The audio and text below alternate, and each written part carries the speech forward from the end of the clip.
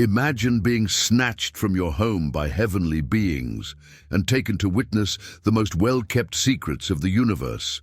That's exactly what happened to Enoch. Just an ordinary man, flesh and blood, but chosen to see the unseen, to cross the gates of the unknown, and witness with his own eyes what no living soul had ever dared to imagine. What he saw changed everything, and the words he left behind were hidden, forgotten, wiped from the official scriptures for centuries. But now, right this moment, you're about to get access to those forbidden visions. You're about to rise with Enoch, heaven after heaven, portal after portal, all the way to the throne of God himself. But I have to warn you, not everything Enoch saw was light. There was also darkness, prisons, eternal cries of sorrow, and fallen angels chained up, begging for a redemption that will never come. This is the hidden account from the second book of Enoch, chapters 1 through 22. One of the most powerful texts in the Ethiopian tradition, kept out of reach for centuries. Stick with me to the very end, because when Enoch reaches the 10th heaven, you'll understand why this book was silenced.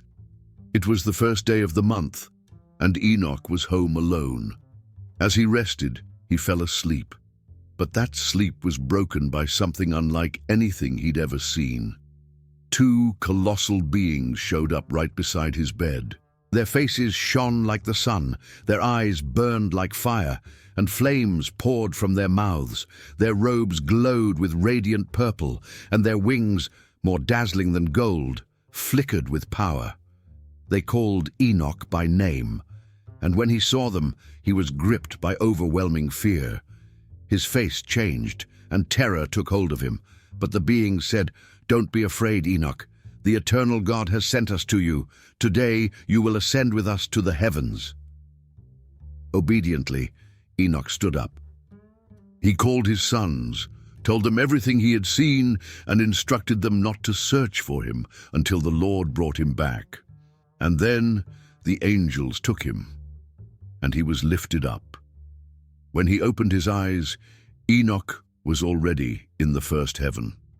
There, he saw an expanse bigger than any ocean on earth, a bright crystal-like realm where the ruling angels of the stars moved with fiery wings. 200 angels managed the celestial bodies and flew around those who sailed them. They showed Enoch the treasures of snow, the guardians of the clouds, and even the storehouse of dew, like precious oil, more fragrant than any flower. But that was just the beginning. The angels looked at Enoch and said, "Now we're going up again." And just like that, Enoch entered the second heaven. But what he saw there shook him to his core. There was no light, only darkness, a darkness thicker than anything on earth.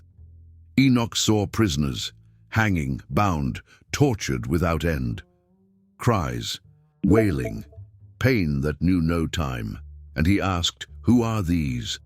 The angels replied, "They are the ones who abandoned the commandments of the Most High, the apostates, who followed their own pride and walked with the one who's chained in the fifth heaven." The vision was disturbing. These fallen angels were crying, but not because they were sorry. They cried because they knew judgment was coming, and it was already too late. If this kind of revelation hits you, if the hidden things stir something deep inside you, if these forgotten truths shake your faith, go ahead and hit that subscribe button.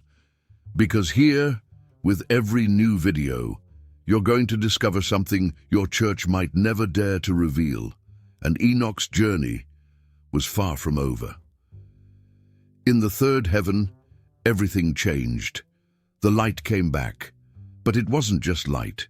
It was alive, vibrant, like the very sky was breathing holiness. There Enoch saw trees that had never been seen on earth.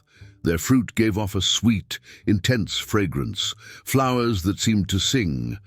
And in the center of it all, it was there, the tree of life. According to the Ethiopian text, this is the place where the Lord himself rests when he ascends to paradise. Its beauty was beyond description. Its branches glowed like gold and fire. Its trunk radiated life with roots that stretched to the ends of the earth. Around it flowed two rivers, one of honey and milk, the other of oil and wine, and from those rivers 4 streams spread out through Eden. It was like Enoch had stepped into a place between the world of men and eternity, between what dies and what will never stop living. And there, guarding this garden, were 300 angels. They sang without stopping. Their voices were endless, praising the Creator with songs no human mouth could ever imitate. But even in this paradise, there was a hidden side. The angels then led him to the northern side of that heaven, and what Enoch saw there was like nothing else. It was a terrifying place, complete darkness, a pit where fire and ice mixed together. There was a river of fire that never stopped flowing. Icy currents twisted around roaring flames, creating a scene of eternal torment. And there they were, the condemned. Men and women who, on earth, practiced witchcraft, corrupted children, celebrated injustice, stole from the poor, and got rich by making others suffer. Who raised up stone idols and worshipped them, denying the living God. Who could have fed the hungry, but chose to ignore their pain. For them, that place was their eternal inheritance, and if this kind of truth needs to keep being revealed to the world, go ahead and hit the like button right now. It helps us keep this mission alive, uncovering everything they've tried to hide from your faith, because what's coming next goes even deeper. In the 4th heaven, Enoch saw the mysteries of time. There were the cycles of the sun and the moon. Rays of light moved in perfect rhythm, and the angels in charge measured every season, every constellation, every beat of eternity. The movement of the celestial bodies was like a divine orchestra, flawless, never late.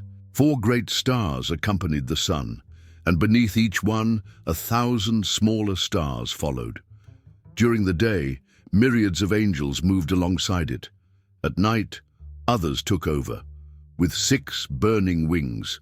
It was the universe running in perfect harmony, like the whole cosmos was breathing according to the will of the Creator. Then Enoch was taken to the 5th heaven, and there he found silence, a heavy silence. The angels there looked like giant warriors, but their faces were sunken, their eyes dim, their mouth silent. And Enoch asked, "Who are these?" And the angels answered, "They are the Grigori, the ones who rejected the light, who came down to earth, took human women and fathered giants. They broke the vows of heaven and corrupted creation, and now they remain there, silent, broken. Their mouths don't praise because their repentance is not accepted. They wait for the great judgment, and they weep for their fallen brothers." Had you ever heard of these hidden heavens before? If this is all new to you, just imagine how many other truths are still hidden, and we're bringing them into the light, one by one. In the 6th heaven, Enoch was surrounded by intense light. It was like stepping into a chamber of spiritual authority where everything worked in perfect order. There, 7 classes of radiant angels carried out the most noble tasks in the universe. Their faces shone brighter than the sun, and their robes, all identical, sparkled like refined fire. These angels handled everything: the cycles of the seasons, the movement of the planets, the nourishment of trees, rivers, and oceans.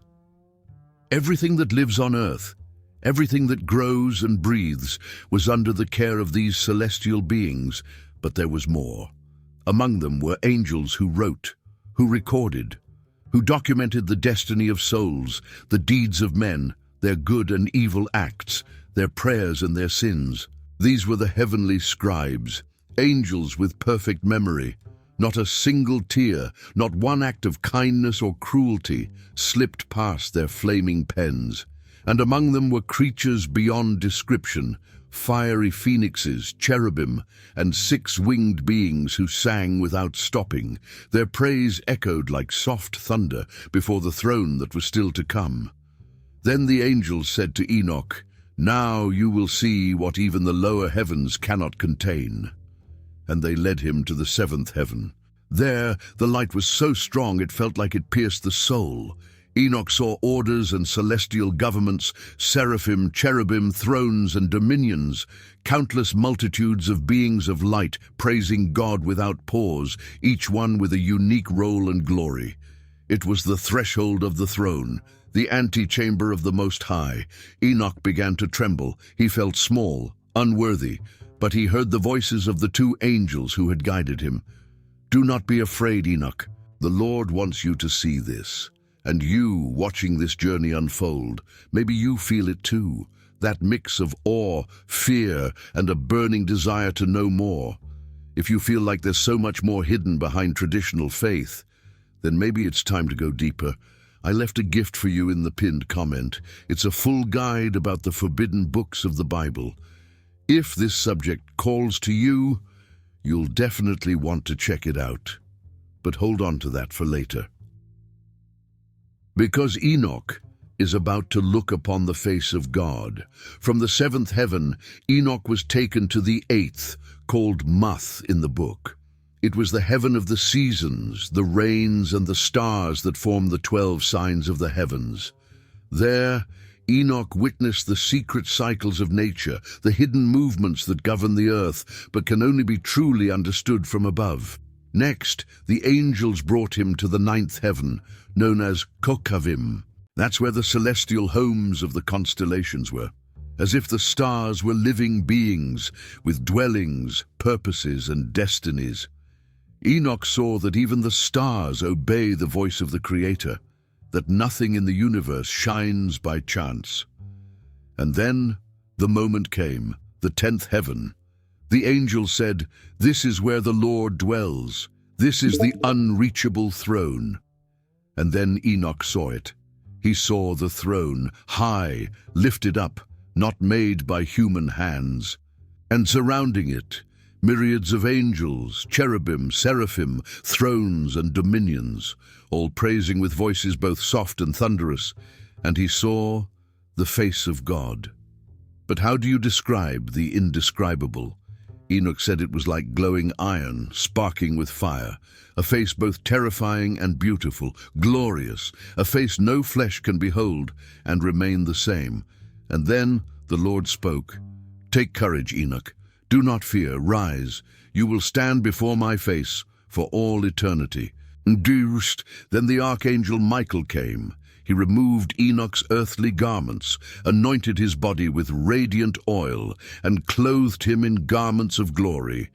And Enoch looked at himself, and saw that he had become like the glorious ones, like the celestials, like those who praise without end. In that moment, Enoch stopped being just a man. He became a sign, a mystery, a secret hidden in the forgotten pages of faith. And that is why this book was hidden. Because if you ever see what Enoch saw, you'll never look at the heavens the same way again. Now that you've ascended with Enoch to the highest of heavens, pause for a moment, take a breath, and think, why was this book left out of the scriptures? Why did so many traditions hide it for centuries? Maybe because it shows us a God far greater than what we were taught. A cosmos filled with orders, beings, and purposes that traditional theology barely scratches the surface of. And maybe, just maybe, because it reveals that true faith isn't about repeating formulas. It's about seeking, rising, transforming. Enoch saw it, and he wrote it down. And today, you saw it too. If this video touched you, share it with someone who's ready to see more. And don't forget to watch the next video right here on the channel. The forbidden secret of the Book of Enoch, the church tried to hide from you. There, you'll dive even deeper into the hidden revelations that were left out of the Bible. See you in the next one.